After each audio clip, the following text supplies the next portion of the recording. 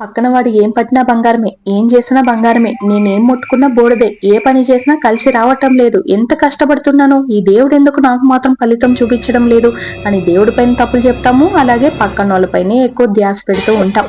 చూసావా వాడు మొన్న కారు కొనేశాడు, చూసావా మొన్న వాడు బైక్ కొనేశాడు, వాడు మొన్న బంగారం కొన్నాడు, వాళ్ళకి మాత్రం ఎక్కడి నుంచి వస్తుందో ఏమో డబ్బులు అని మన పనులన్నీ మానుకుని పక్కనోళ్ళపైనే పడి ఏడుస్తూ ఉంటాం. అవన్నీ మానేసి మన పని మనం చూసుకుంటే మనకి వస్తుంది ఏదో ఒక రోజు ఇవన్నీ.